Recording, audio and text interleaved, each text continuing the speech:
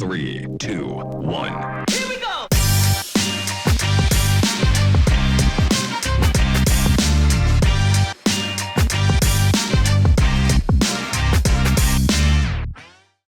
Hello and welcome back to another episode of the Texas Private School Podcast. This is episode number 7 of the season, which is crazy to think about because I feel like we just started episode 1 last week. But we are absolutely flying through the season. We are on the cusp of the beginning of TAPS district play. We have a ton of great content to go over. But before that, let me introduce ourselves. If you haven't seen us before, with me, I'm 1/3 of your hosting crew, Wes Tolleson. With me is Walker Lott and Ryan Schroeder, joining me from College Station and Stillwater, Oklahoma, respectively. As always, Walker Lott, we actually got to both go to a great game last week, but what are your thoughts on the overall state of Texas private school football as it stands?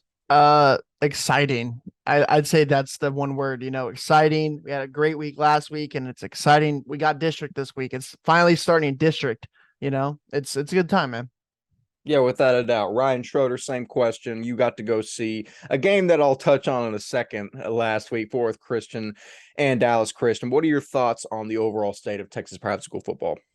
Yeah, I mean, I've seen 3 games in the past 2 weeks, and I can tell you right now from all 3 games that I've seen that it feels good getting back out there in the field and stuff like that, and actually covering games. I've been cooped up in my house for the first couple of weeks of the season, so yeah, it's been awesome, and district play is going to be fun, and I know people are excited to see our rankings, so tune in for the later in the episode and later in the week when we put out the rankings as well.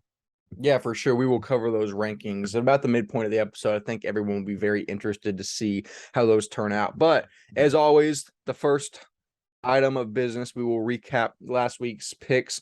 Ryan went 11-6. Walker and I went 12-5. I still hold a very narrow lead as I have for the past 3 weeks, I think, on the pick records. I'm 66-35. Walker is 64-37, and Ryan is 65-36. Just point blank, I don't plan on giving this lead up anytime soon, and Ryan will have to forfeit that trophy relatively quickly here. But guys, I'm not going to spend too long talking about the actual picks because there is something I'm going to have to address here. I made a very large gamble technically before the 2021 football game of Fort Worth Christian and Dallas Christian. Everyone's saying now that I'm having to give up my house and my possessions. I made that gamble in 2021 with all the theatrics, and nobody really called me out on it because I was right. But some say I did double down this year. Some say there's a clip floating around saying that I would bet my house, my neighbor's house again. Yada, yada, yada. It's all semantics. Anyways, that being said, my house is for sale. My neighbor's house is for sale. Actually, it's sold. Actually, yeah, it has been sold. I've forfeited my house. I had to kick my neighbor out of their house that I don't really know how that happened, but they're gone. Yep. I don't have a car. Nope.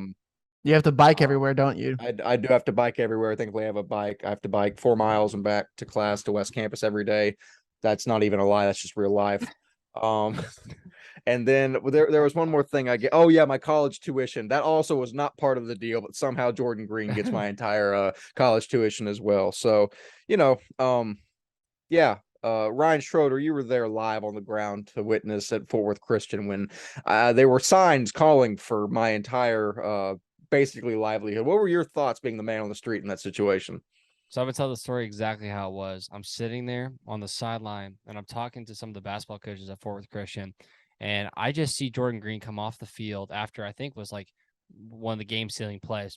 Jordan Green comes off the sideline and goes, I want your house. I want your house, thinking that I'm Wes. And I'm like, Jordan, I was like, it's not me. I don't, it's not my house. So then I had to tell him that Wes is willing to give up his house for you. So then came along all the videos and stuff you can see on our social. We had a lot of videos, fun videos of not only Jordan yelling at the camera, but also the fans getting involved with it as well. So clearly everybody wants your house and everything else that comes along with it. Yeah, there was a lot that went along with that. There was a tweet that the person that runs No Context TXPS put out that it was probably the most no context Texas private school media tweet that's ever been put out. It's just that kid holding the whiteboard saying, "Wes, we want your house."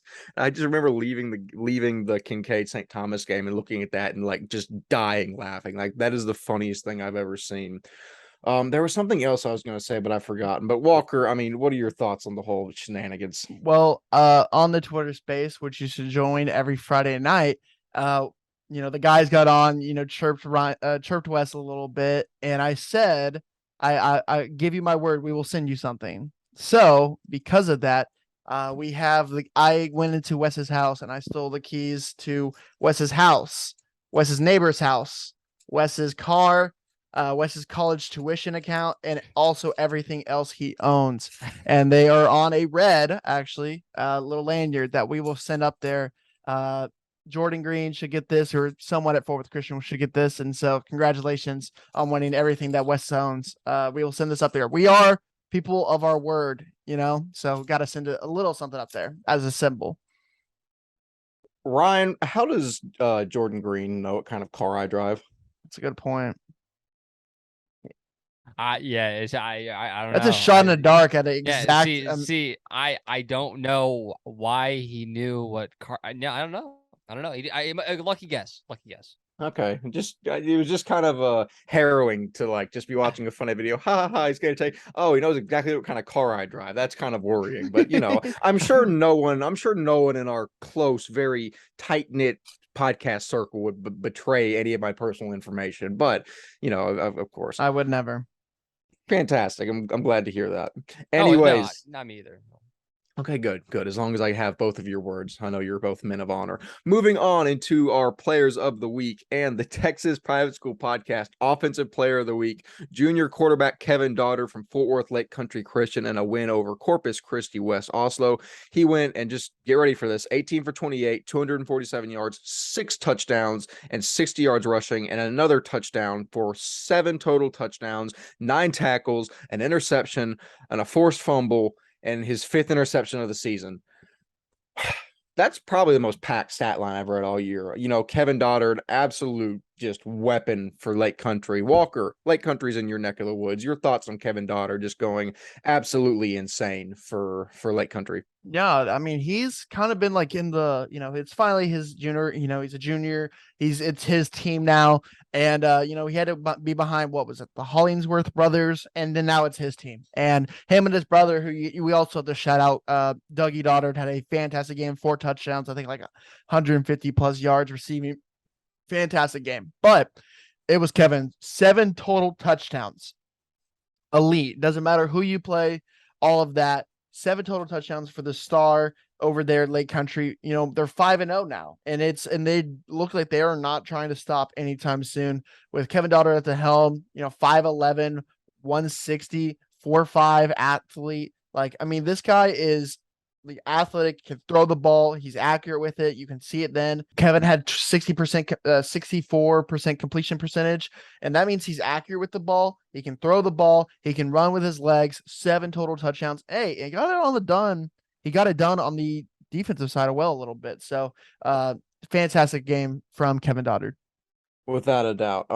I hate that I've been using sicko mode as an adjective, ironically, and I almost said, what are your thoughts on Kevin Doddard going sicko mode in this game? I don't know why I just said that for the public to hear, but I just figured they should get a glimpse into my unconscious mind. So, Ryan Schroeder, your thoughts on Kevin Doddard going absolutely not sicko mode, but insane for Lake Country Christian?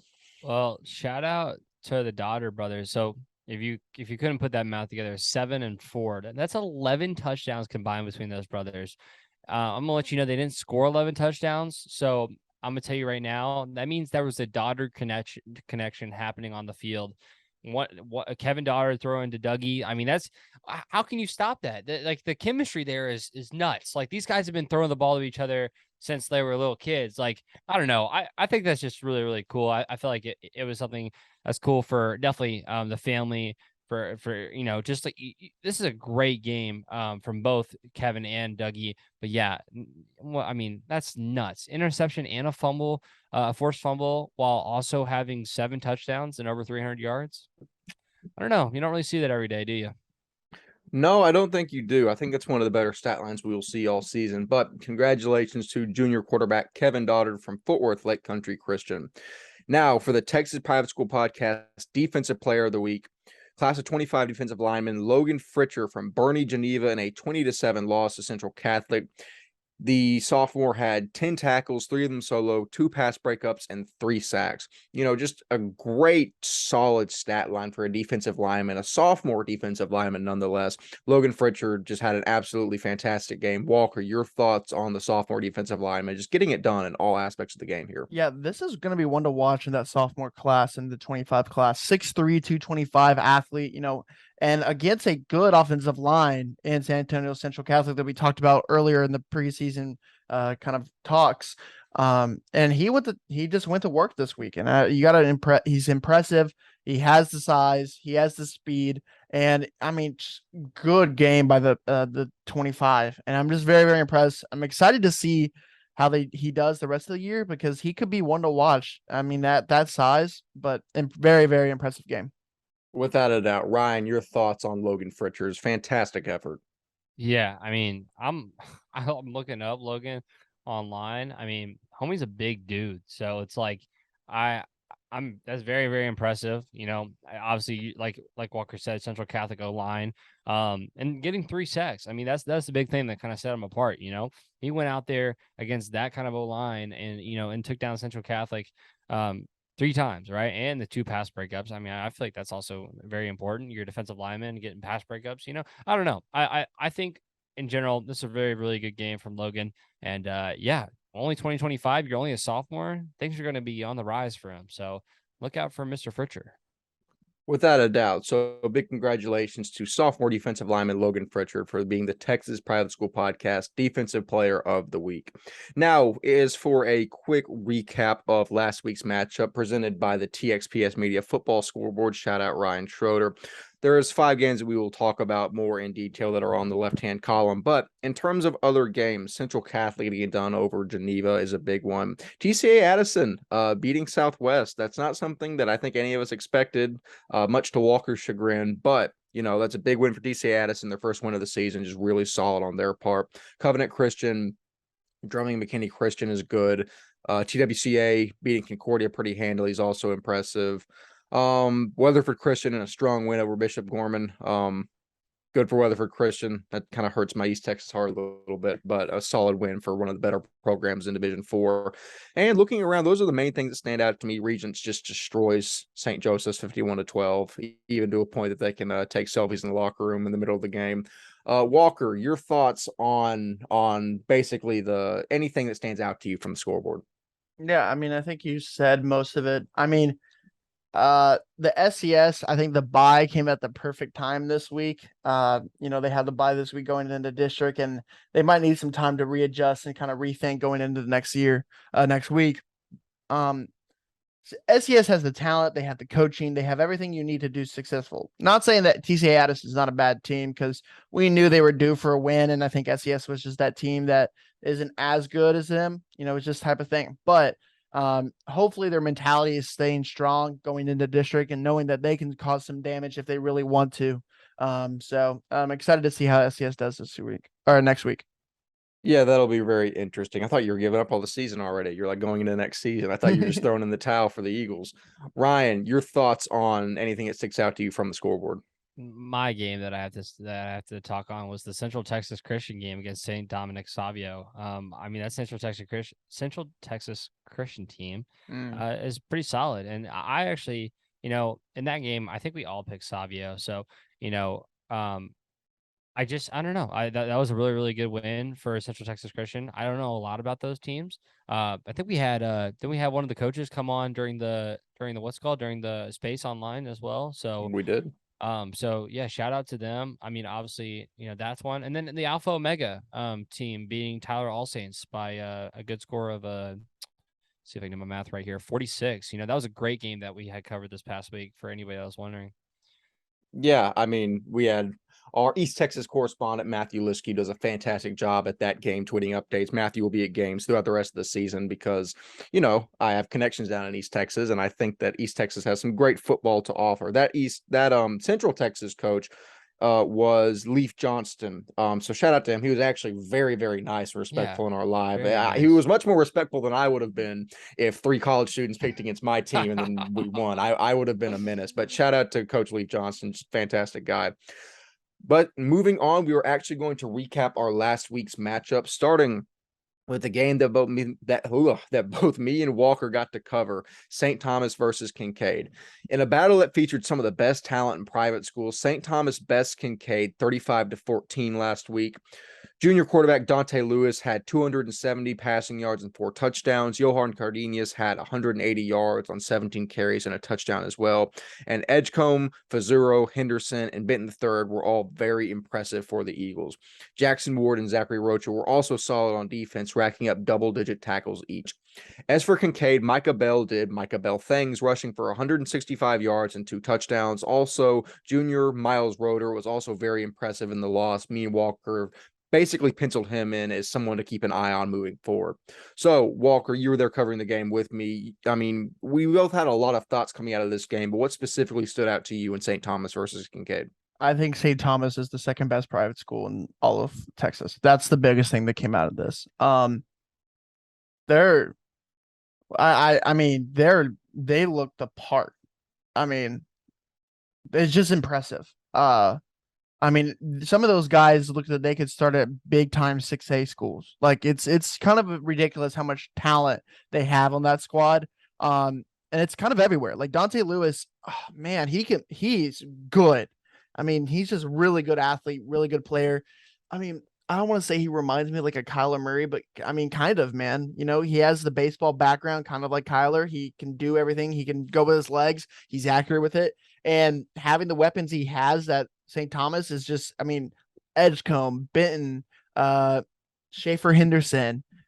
He just has so many weapons to go and just throw the ball to, and they have just 6'3", 6'4", like 5'11", 6 foot for maybe like 6'1", 6'2". I don't know how tall Luke Edgecombe is, but like multiple weapons who are tall, lanky, can run, man. They're just good players. And then defensive side, I mean, also you have 4-star Johan Cardenas on the running the ball too.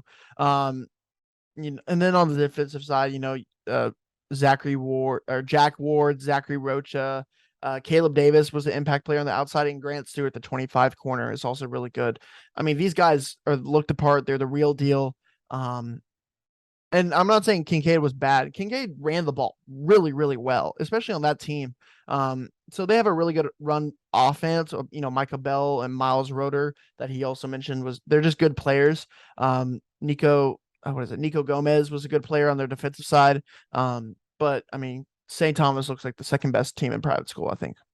They really do. I remember we were talking to their offensive coordinator, Coach Matt Hudson, before the 7-on-7 game.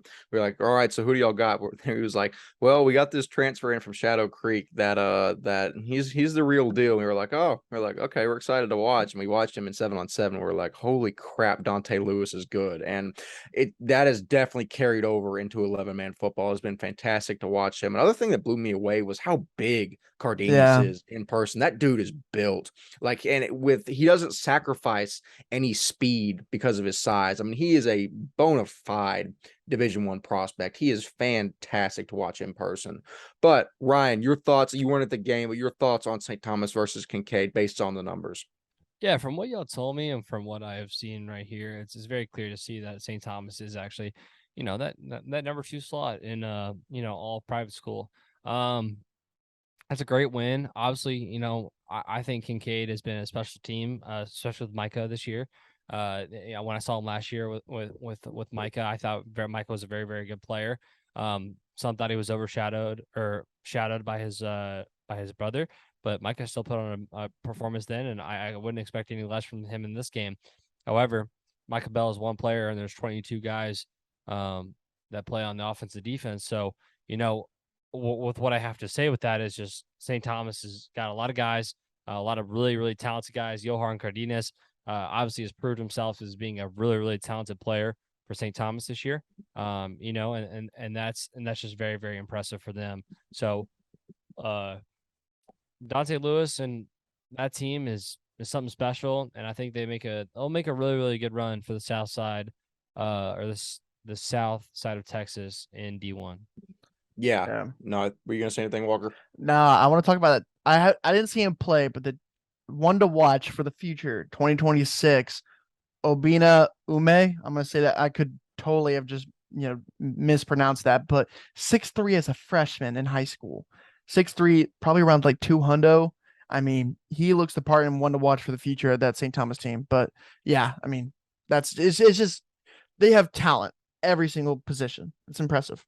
No, they do. It's really crazy to see in person. But that'll close the chapter on St. Thomas versus Kincaid. The next game we're going to recap is Munster Sacred Heart at Lubbock Christian.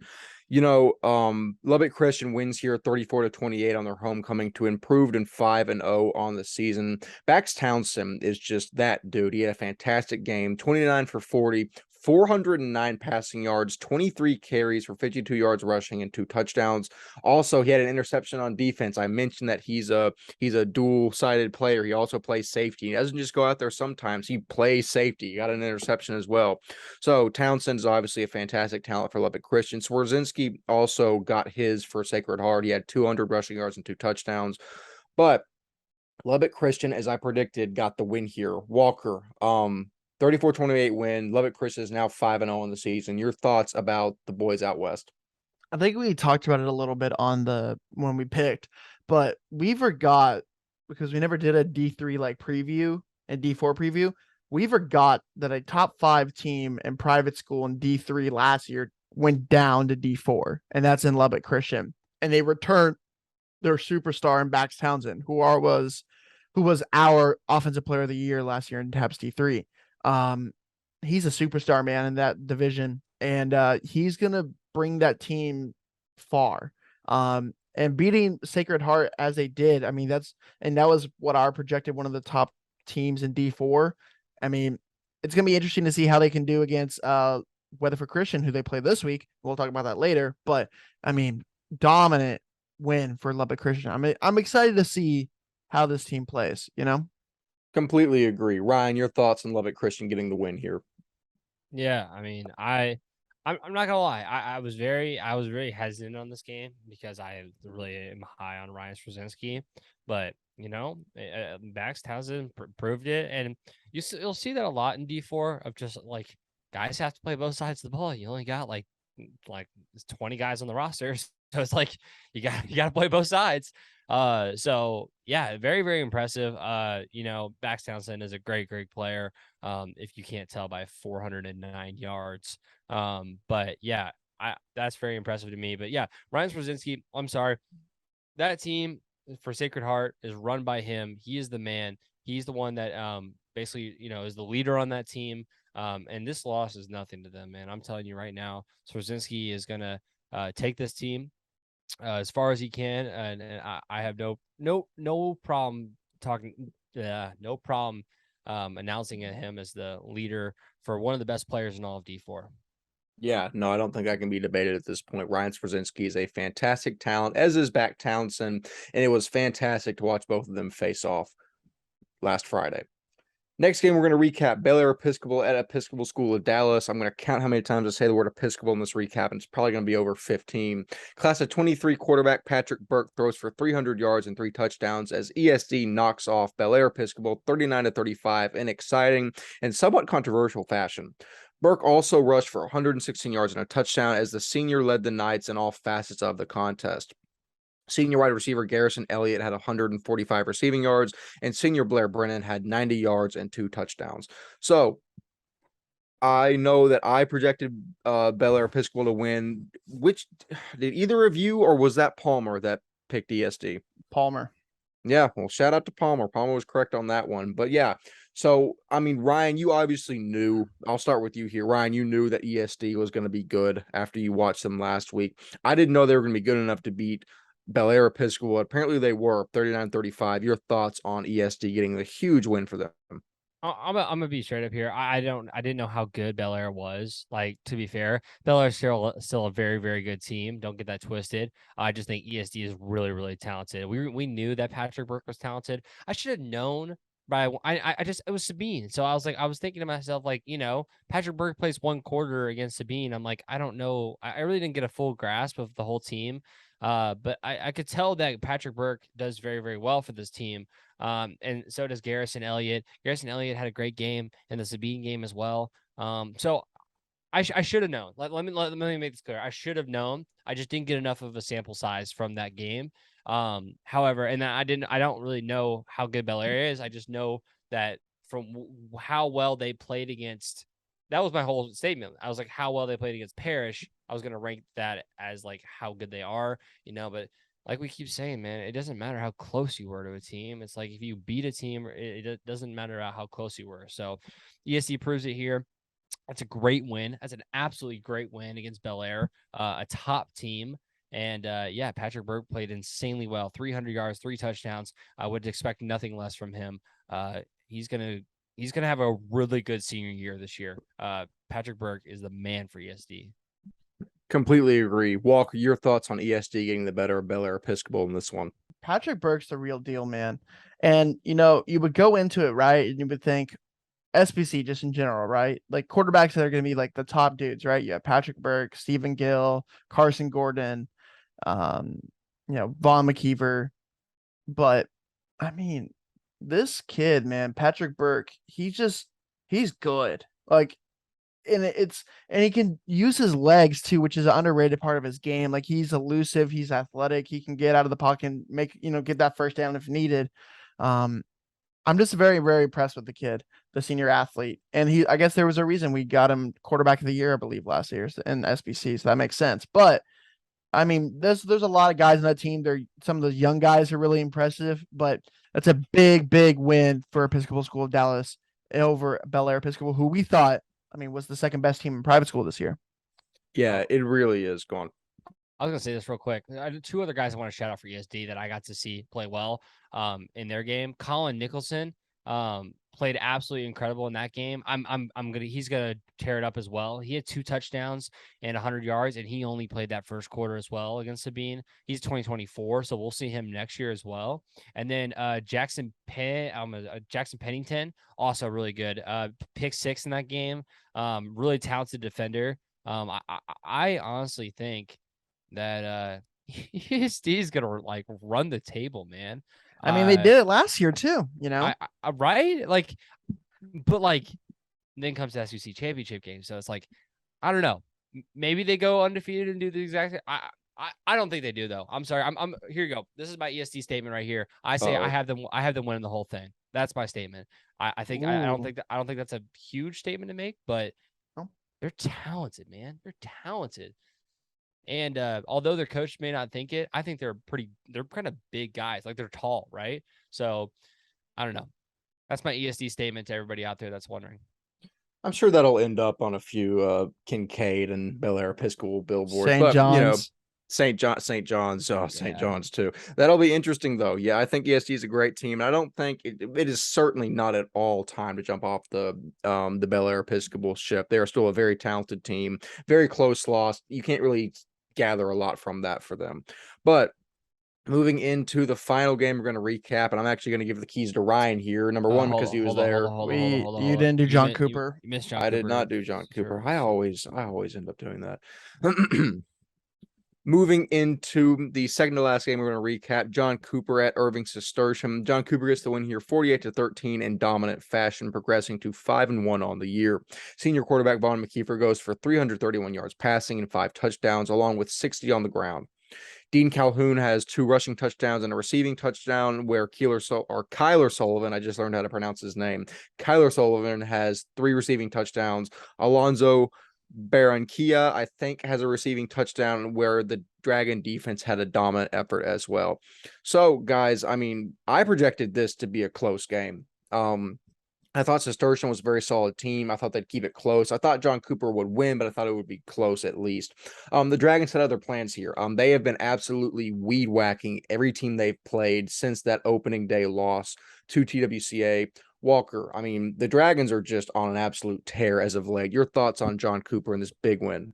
I mean, I don't think it's even just as late. I mean, for a while now, for two years, they've been the big time name at SBC 3A, and they're not stopping anytime soon. I know I said in the preview, I said that Dig Calhoun might have been the difference maker in this game, and he had 3 touchdowns this game. So I mean, I know a thing or two because I've seen a thing or two type of thing. Shout out to State Farm. I believe that's the game. But yeah, man, John Cooper is the front runner in SBC 3A for a reason. They're dominant. You know, the TWCA loss maybe got themselves in the right mindset of like, hey, like we're good. We just need to play like it. And that's what they did the rest of the week so far. So shout out to John Cooper, man. So that would actually be a Farmers Insurance quote, but very close with the reference. Ryan, your thoughts on John Cooper and Cistercian? That's funny. That's so funny. Also, I love the grass comment you made a second ago. That's awesome. What did you say? The clip in the grass or something like that? Oh, weed whacked. Yeah, that's amazing. That's a great way of talking about John Cooper. Yeah, this is a let me count the games. I think they played 10 games. This is a 10 game this is a 10-0 team right here. That Woodlands game is a loss they shouldn't have had, but don't count out that last game. On October 21st, they played Trinity Valley. I am very interested to see that game, just with the way that TVS has been playing recently. I think that's going to be their toughest battle, because Assertion was supposed to be their toughest battle, but I think their toughest battle is going to be TVS. Fourth Country Day, Houston Christian, not going to put up as much of a fight, but Trinity Valley, man, that's the game. You gotta. That's the game to go 9-1, right? So, but yeah, great win this week. Cistercian has been a team that we've been pretty high on ourselves. And yeah, Kyler Sullivan, that's impressive, man. Three touchdowns is super impressive. And if you didn't know Von McKeever's name, by how many times we've talked about him, then 5 touchdowns should ring a bell in your head. He's a talented quarterback, man. He's been a talented quarterback. He did it last year. He won them a championship last year, and he's bound to do it again this year. He's that guy. He is that guy. He's him. Talk.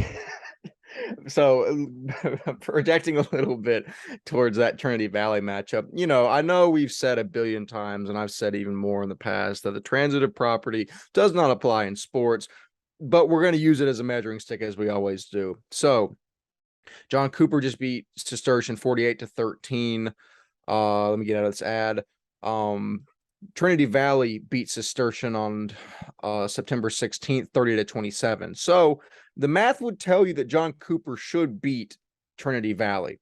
Again, the transitive property has failed us in more ways than one this year, but it'll be an interesting game. I really do think. I think that matchup between Gavin Parkhurst and Von McKeever is going to be one of the best quarterback matchups in private school this year. I'm incredibly excited to watch it.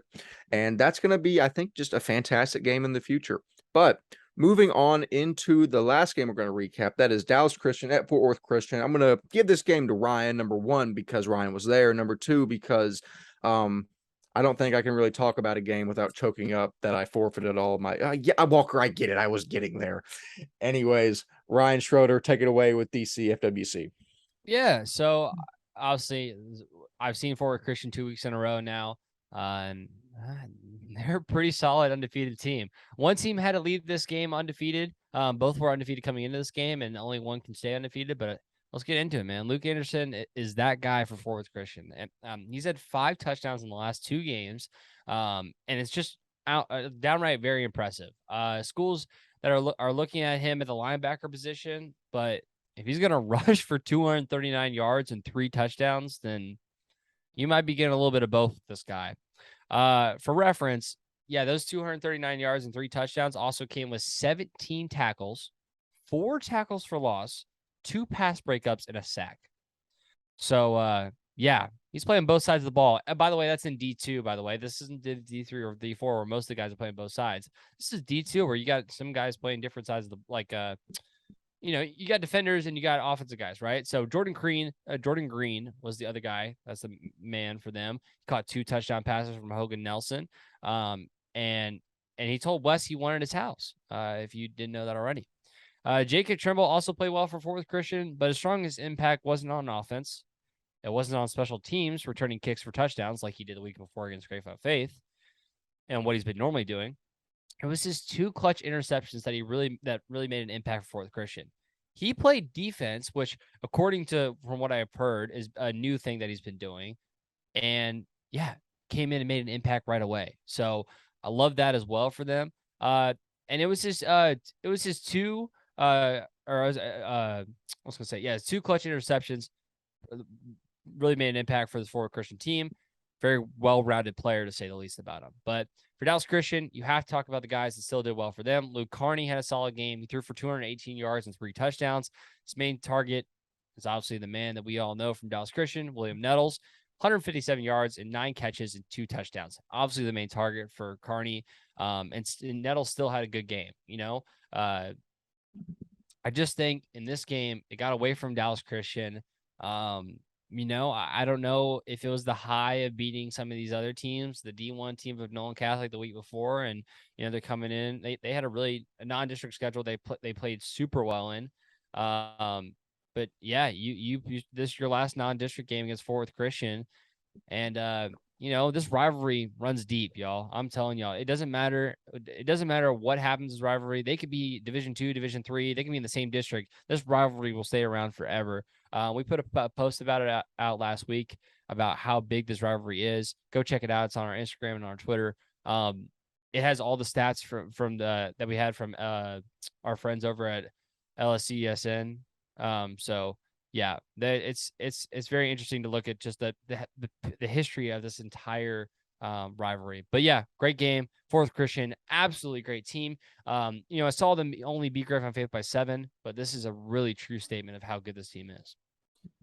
At the end of the day, I'm just happy that both teams had fun. I think that's the important thing to focus on here. You cannot claim that. I can't be a good sport. No. You're trying to tell me I should stir up and create animosity among the athletes of private school? Shame on you. Yeah, does Jordan Green Shame on you. Does Jordan Green think you want both teams to win in that game? I hold myself to a high standard, Ryan Schroeder, and I will not let that be imposed upon by you. I'm so sorry. I am so sorry. Should never have said that. But in all seriousness, I mean, what a game. I mean, I'm so glad this game got to happen, and it shows us how good Fort Worth Christian is. I mean, DC is DC.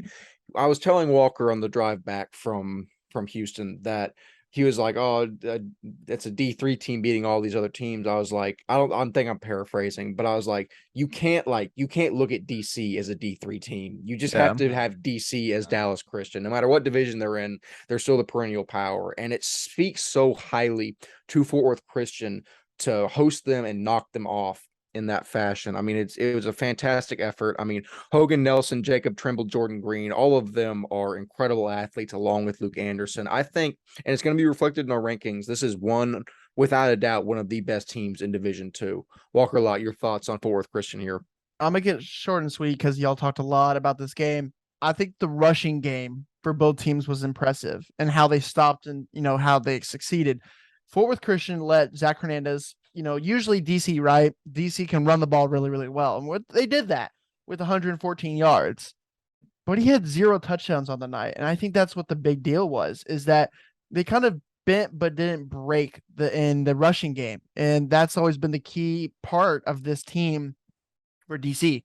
And then Luke Anderson finally got his, which, DC's always been known for defense and really stopping the run as much as they can.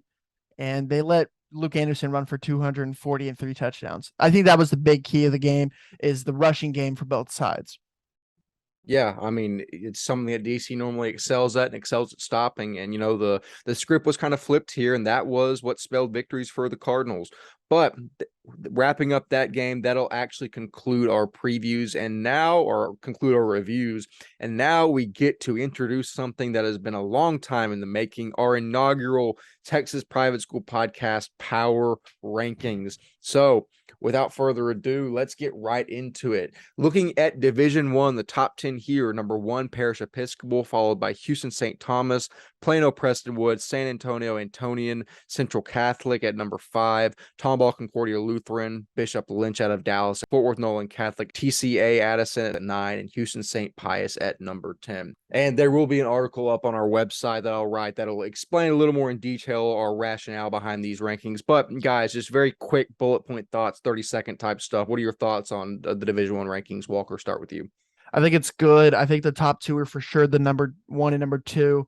Antonian Prep is a big team that I'm excited to see how they do when it comes to district.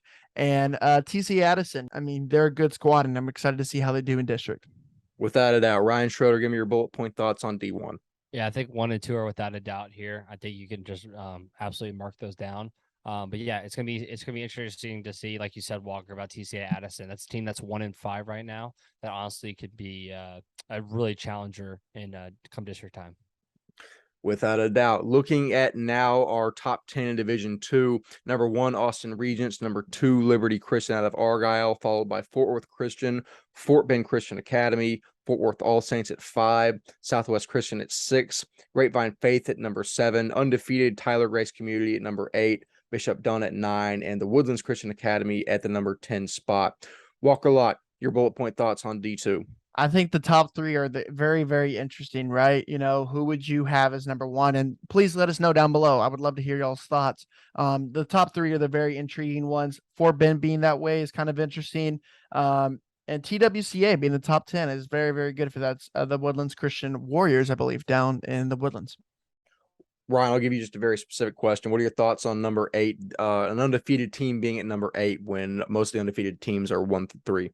It's kind of funny because I feel like you just had to glorify that they were undefeated when Fort Worth Christian and Austin Regents are still undefeated as well, but that's whatever. Probably a reason why they're at 8. Mm-hmm. Oh, you probably no. All right. Find out in the article. Right. Find out in the article. Because Wes is a homer, so no, I'm just kidding. Fort Worth Christian, obviously, I think we can tell you right now, 3, 2, and 1 are definitely a little bit. I would say it's a little bit step above the rest. So, but you can hear more about our thoughts on the article as well. Without a doubt. Moving into Division 3/Division 4, number 1, Dallas Christian, surprise, surprise. Number 2, Trinity Christian Lubbock, team I'm very high on. Number 3, the first D4 team, Lubbock Christian, followed by Lake Country Christian, then Grace Prep, San Antonio Holy Cross, Dallas Covenant. Number 8, another D4 team, Munster Sacred Heart. Number 9, Cypress Christian, and number 10, the third and final D4 team, Weatherford Christian. So, Walker Lott, quick thoughts on D3, D4. Number 5, Grace Prep being at number 5, and I think they're a pretty good squad. So I'm excited to see how they do in district and maybe rise the ranks a little bit. And I think the other one, San Antonio Holy Cross at number 6, they're a good, 4-1 so far. They've always never been able to get out of the South. Is this their year? We'll find out. Question mark. Ryan, your thoughts? Yeah, just that's very impressive at D4 team. Lubbock Christian is the number 3 spot. You only have Dallas Christian and Trinity Christian Lubbock above them. Just kind of proves how dominant they've been and how dominant they might be in D4 this year. I'm really looking forward to seeing what they do and seeing if a D4 team can rise the ranks in this D3, D4 ranking. Very intriguing. Our final individual league ranking, the top 10 out of SBC 3A and 4A. Number 1, Episcopal School of Dallas after that big win over number 2, Bellaire Episcopal. Number 3 is Houston St. John's. Number 4 is the John Cooper School, the first 3A team on this list, followed by Houston Kincaid, then Trinity Valley, then Cistercian out of Irving, Dallas St. Mark's at 8, Arlington Oak Ridge at 9, and then Houston Christian at number 10. Walker Lott, thoughts on top 10 ESPC? We have a 2 versus 3 matchup this week. That's exciting. I'm excited to go watch that. John Cooper over Kincaid. You never thought that you would, if you did that last year, you'd be called crazy, but that's going to be an interesting one to see. We just value John Cooper really well. And then TVS, can they do good in district to maybe even jump even higher? It's going to be interesting to watch. I think so. Ryan Schroeder, your thoughts on the list? I know people are gonna talk about John Cooper over Houston Kincaid. I mean, that's just gonna be the main topic, but I'm right there with y'all. I think John Cooper is just that team over Kincaid this year. The 5-1, and the only loss. It should be 6-0 team. So, yeah, call it how it is, man. I like that John Cooper team a lot, even more so than Kincaid. I would have to agree, considering I'm one of the people that made the list. moving into the final thing that we will recap, the top 10 overall, which always gets interesting. Number 1, Parish Episcopal. Number 2, Houston St. Thomas. Number 3, Episcopal School of Dallas. Number 4, Bellaire Episcopal. Number 5, Austin Regents. Houston St. John's at number 6. Number 7 is Argyle Liberty. Number 8 is Fort Worth Christian. Number 9 is Dallas Christian. And number 10 is Plano Prestonwood. Walker Lott, is Dallas Christian somehow going to complain about being number 9 on the list overall in private schools when they're a D3 team? Your thoughts?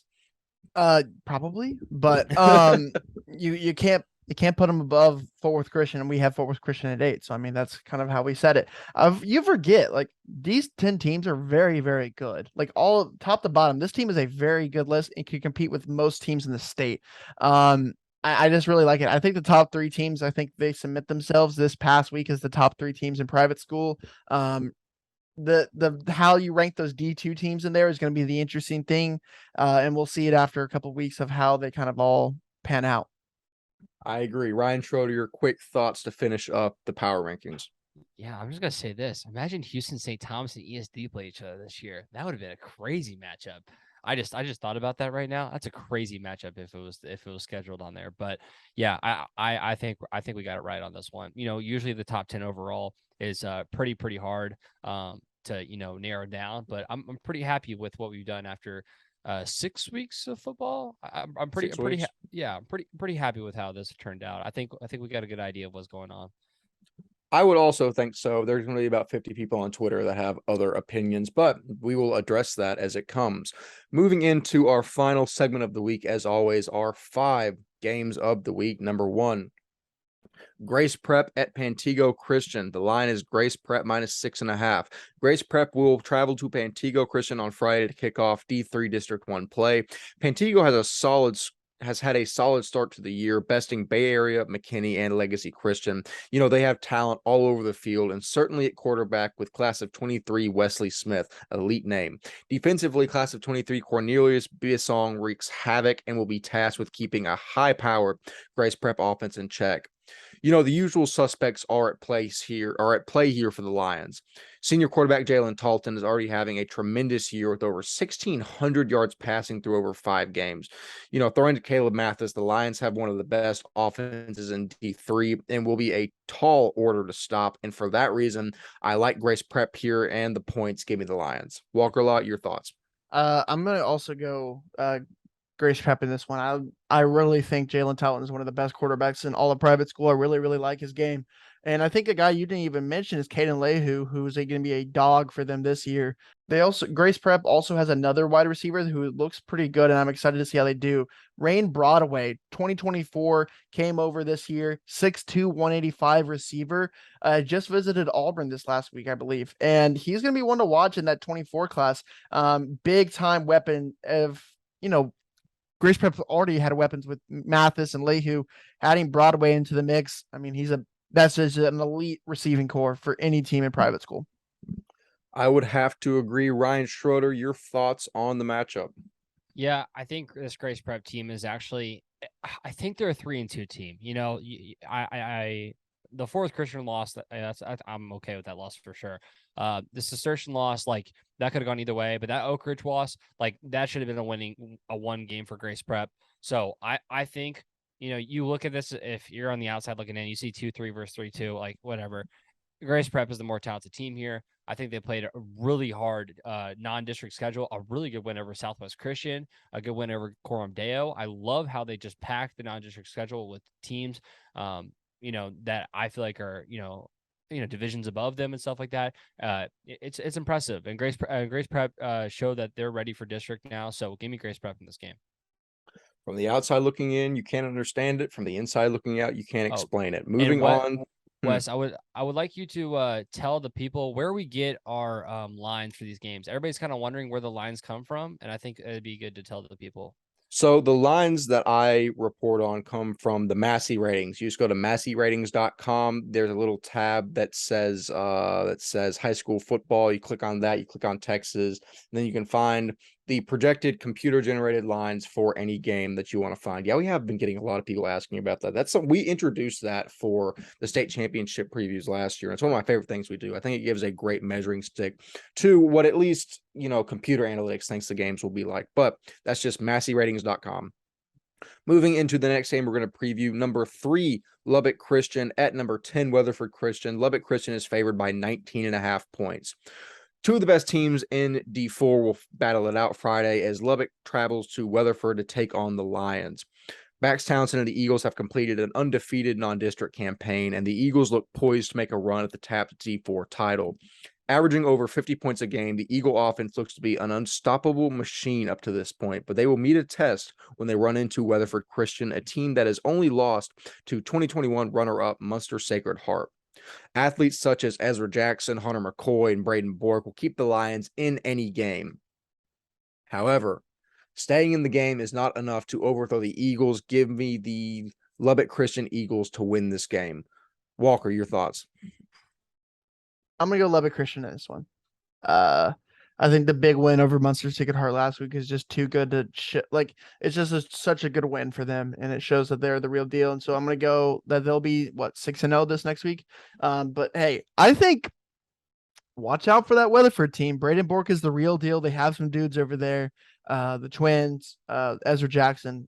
They got some guys over there that they're gonna what is it, Boxton Cox, the defensive lineman. They got some dudes over there that they're gonna make it close. And I could see an upset happening in this one. So, but give me Lubbock Christian. I'd have to agree, or at least on the Lubbock Christian aspect of that. Ryan, your thoughts on Lubbock Christian versus Weatherford? Yeah, this is going to be one of the best D4 battles of the year. So it's a very important game. However, I think you have to just look at this from a very objective point of view. Lubbock Christian is just very, very talented team. We know that they could beat D3 teams at this point.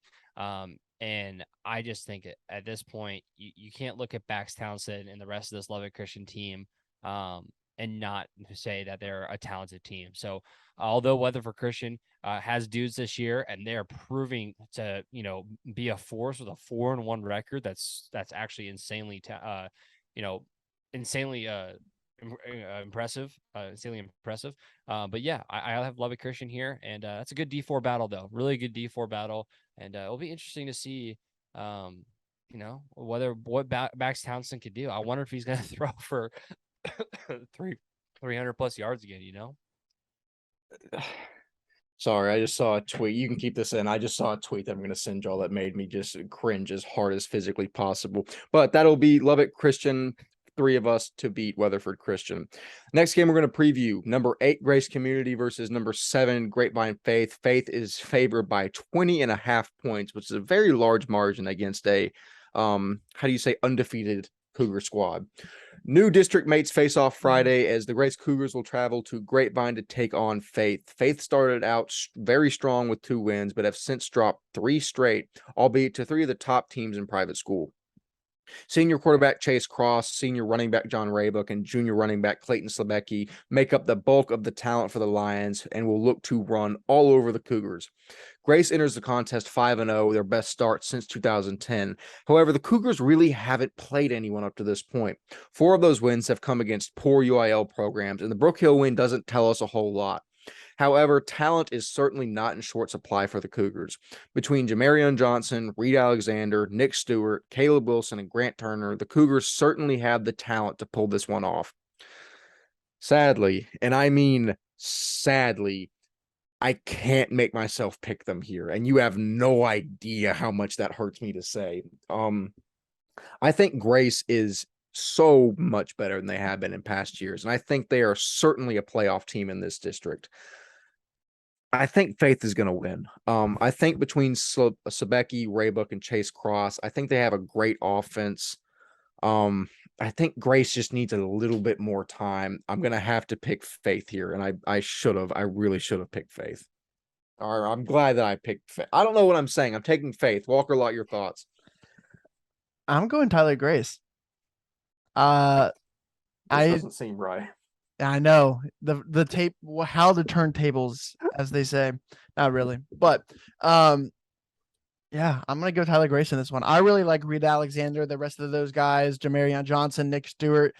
I'm gonna go with the upset in this one because I don't know how good Grace is. Like, they haven't faced any other team that we know about. So for that, I'm gonna go the upset and kind of go the mysterious wild card in this one because Faith lost a close one to Fourth Christian, I believe, last, and it's going to be interesting to see what they can do from there. So, give me Tyler Grace. See, my rationale here. No, it just means you don't trust your school, right? Okay. Okay, so we're not going to do that because I love Grace Community with all of my heart. I went out on a limb for them against the Brook. Hey, you picked against them against Brook Hill, and I knew I got proven wrong, so I'm going to side with the people that proved me wrong.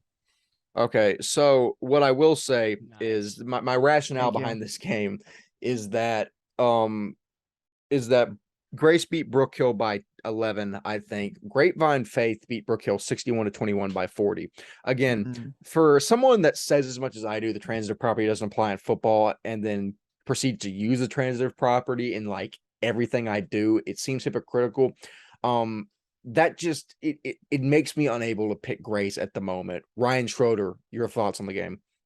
Yeah, I've seen Faith play at this point, and I know they're a talented team. They're only 7 points away from Fort Worth Christian, and they played a super hard non-district schedule as well. I know I've said that about a lot of teams, but you book ESD and you book Grapevine. I mean, book Fort Worth Christian and all this kind of stuff. Like these are hard teams to beat, right? These are teams we're ranking in like the top 10 overall in our ranking. So Faith has gone through the battles this year. They've figured stuff out. Chase Cross looks absolutely incredible. And so does Sebeki. Sebeki is putting up numbers right now. Clayton Sebeki, he's the 2024 running back. If those who don't know, I mean, I think if I'm not wrong, put up like 150 total or maybe 200 yards total off of like receiving and rushing. And he plays the slot when he does receiving, but then when he's actually running, like they change him out. They'll put him in the receiver position and they'll put Raybuck in the running back position. I really, really like how their offense is set up, in my opinion. I just think overall that Grapevine Faith does a great job with how they set up their offense. I think that just they played such hard teams this year that it's gonna be interesting. But now that they're into a district that I keep saying is very, very good, but I don't know, man. I'm losing hope, man. I'm losing hope on this district. I'm sorry. I try to defend it this entire year, but I'm losing hope. I think Faith is just a really good team after I saw them play. Yeah. Don't get it twisted. I'm going to be rooting for Grace with every fiber of my being to win this game. No, you're going to be rooting for Faith because you've picked Faith. Absolutely not. I don't care. The pick record means nothing relative to my loyalties. Oh God, I got caught in 4K. Means nothing. I'm taking this home, man. Woo! Okay, so notice I said relative to my loyalties. So that wasn't an objective statement. It was a relative one. Anyways, moving on to the second to last game we're going to cover. Number 2, Liberty Christian, and number 3, Fort Worth Christian, in the best D2 game we might see all year. Liberty is favored by 12.5 points in a battle of the best teams in Division 2. Something will have to give on Friday. The Warriors enter off of 4 straight wins, the last 3 in dominant fashion. Senior quarterback Jacob Vaughn is leading Liberty to an average of 35 points per game, as LCS is well exceeding preseason expectations. Fort Worth Christian had a huge statement win last Friday, knocking off perennial power Dallas Christian in exciting fashion. Sophomore quarterback Hogan Nelson and senior tight end Jordan Green make quite the duo for the Cardinals, and contributions from Luke Anderson and Jacob Trimble make Fort Worth Christian almost impossible to bet against. Almost. Listen, Fort Worth Christian, you have wholeheartedly earned my respect, and I am a man who admits when he is wrong, and I was wrong last week. But I'm not blinded by recency bias. Liberty Christian is on an absolute tear. Am I betting my house on this game? No. Can I wager something I've already lost? No, I can't. But Liberty wins this game. Side with the data. Walker Lott, your thoughts? Gosh, this is tough. This might be the toughest game we've had all year, and I'm not even joking. I think this is a tough one to bet, to pick. I'm like the spokesperson for Fort Worth Christian now. Like, do I go against them in a team that I really, really like with Jacob Vaughn, Brady Janusek? Like, who's going to guard Brady Janusek on that team? I don't know what corners they have. And Janusek is going to be one of the best 25 receivers maybe out there. Quentin Brown, Trey Turner. I think Trey Turner does really, really good. Oh my gosh. This is tough. Like, this is. I love watching you decide this in real time and just seeing your brain work. Football is one of the trenches, and for that, I'm going to pick Fort Worth Christian. Alex Harrelson is a very, very dominant defensive lineman for them, and the offensive lineman John Vaughn are 2 really good players for them. For that reason, because of those guys and the other offensive linemen like Elijah Sullivan, O-line, D-line, Parker Norton. Because of those guys, I'm going to pick it because I think skill on skill, I think this game is going to be very, very good. But I also, Argyle Liberty has Reeves Baller, the 2023 defensive lineman, Gabe Moore, the offensive lineman. I'm just going to say the trenches, I want to give the edge to Fort Worth Christian. So for that, I'm going to pick them. But this This is a good one, ladies and gentlemen. This is a good one, and you need to tune in to our coverage. Not coverage. I don't think anyone's going to be there. You just need to tune in to us talking about this game because this is a big one. Go tune in. Go watch a live stream. That's going to be a very exciting game. I love you showing some love to the guys in the trenches. Often underappreciated, but never does the recognition doesn't go to them, but they do the dirty work, and that's what they do. My brain's starting to go out. We need to finish this up. Ryan, your thoughts on Fort Worth Christian, Liberty Christian. Okay. I've seen this team play twice in a row. And I think it has to be known that this Liberty team is insane. I'm going to pull up the stats for you right here. Jacob Vaughn has played in, let me count the games here real quick for you. It should be 5. It's 6. He's played in 6 games. Okay. He has thrown, let me pull this back up real quick. He's thrown for almost 1,900 yards this season. 1872 is what he's at right now, with 20 touchdowns. So pretty good season, I'd say, for Jacob Vaughn if it ended today. However, I love this Fort Worth Christian team. I have kind of like just been all like they work so well together. Jordan Green, Jacob Trimble, Luke Anderson, Hogan Nelson, just the other guys, Addison Kirton, Bryce Bradley. All 4 of those guys are really impressive players, and they're obviously the main targets. I mean, they have to be the main targets. They're all 4 catching for them, but they work so well together. They're all synchronized in how many basically receptions they get per game. It's all 4 to 5 each game. Like, it just works so well on that offense. Luke Anderson is a stud. He'll go get 17 tackles, and then he'll come over on the other side of the ball and score 3 touchdowns. It's like how do you stop that? Argyle Liberty stops that. I have Argyle Liberty in this game, winning this game based on the fact that I just think they have beaten some really good teams this year. They went 3 points, a 3-point defeat to ESD. You beat the Grapevine Faith team that Fort Worth Christian only beat by 7. You beat them by 37. I think I have to go with Liberty here. Jason Witten is doing an amazing job with this team. This team is just so insanely fun to watch from what I've seen on the live streams for the first couple of weeks I was watching them. Love you, Fort Worth Christian. It's been fun watching you these past 2 weeks. Your offense is incredible. Your defense is just basically all the offensive players having to play both sides. So I feel like you're going to get a little bit tired. I guess what I'll say, a little tired. Every guy playing both sides of the ball. I think Liberty Christian takes advantage of that this year. Very interesting. So that's 2 of us on Liberty, 1 on Fort Worth Christian. Moving into the final game that we will preview for this week. Number 2, Houston St. John's at number 3, Bellaire Episcopal. Episcopal is favored by 6.5 in this matchup. And another 2 versus 3 matchup, red hot St. John's will face off against talent-filled EHS. St. John's has a bona fide star in sophomore athlete Cole Allen, who has put up incredible numbers the first 6 games. He is joined in the backfield by junior quarterback Stephen Gill, who put up 1,300 yards and 16 touchdowns through the Mavs' first 4. On the other side, the combination of Carson Gordon, Andre Thompson, Lane Linebarger, and Madden Morgan will be a tough one to stop.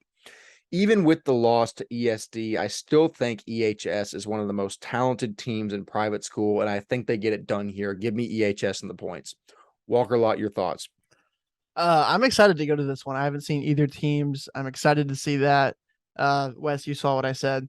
I'm going to go Houston St. John's in this one. St. John's is a really good team, and I believe in the hype of Cole Allen, man. I think he's going to be a superstar in private school this next couple of years, and I'm just very, very impressed with him. Stephen Gill has had a great year. I'm not saying taking away from Bellaire Episcopal. I think Bellaire Episcopal is a really, really good team, and I think this is going to be a battle to the end. But just give me I believe in St. John's in this one, so give me St. John's. Fair enough. Ryan Schroeder, close us out. No, this is close. 7-point loss to the best team to ever play in private school football. Yep, I'm telling it. I'm saying it. This team is better than all those teams you used to complain about. What's that team that you used to complain about, Wes? What are they called? Trinity Christian, I Trinity think. Christian. I think someone wrote an article on them. Trinity Yeah. Christian. Yeah. Better than Trinity Christian. This Parish team, this dynasty, is insane. You went 7 points within them, and Bellaire just this past week played a really, really talented ESD team. I just have to tell you at this point, Bellaire is still that talented team. There's still those dogs. They're still, in my opinion, one of those top teams in private school in total. And I have them being St. John's here in this game. So, yeah, I'm really, really impressed.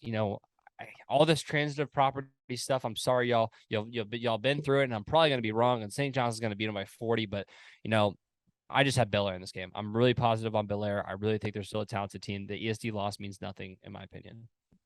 Fair enough. So that's 2 on Bellaire Episcopal. By the way, I misspoke to start this. Houston St. John's is number 3 in our rankings. Bellaire Episcopal is number 2.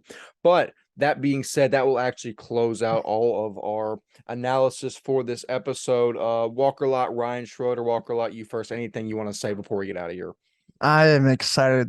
It's district. It's district. Guess who's back? Back again. District's back.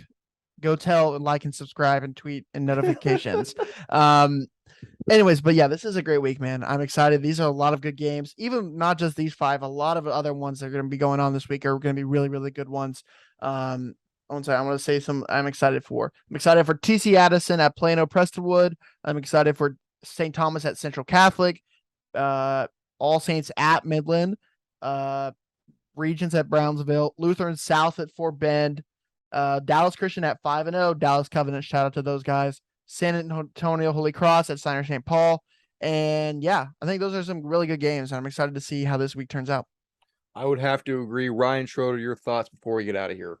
Yeah, I'm just going to let everybody know, man, check out our website. It's got a lot of information going on it. You're going to have galleries up from this past weekend. If you were playing in that Forest Christian, Dallas Christian game, you'll have a gallery on there.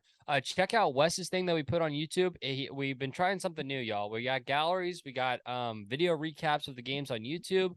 And we're doing these weekly recaps of we're doing the recaps that we have in the videos. You get them two days early from when the actual post comes out. So you can actually read the write-ups of basically what we talk about in the episode before it comes out, as well as the fact Wes is going to put the write-up about the rankings. So make sure to go check it out on the website, txpsmedia.com.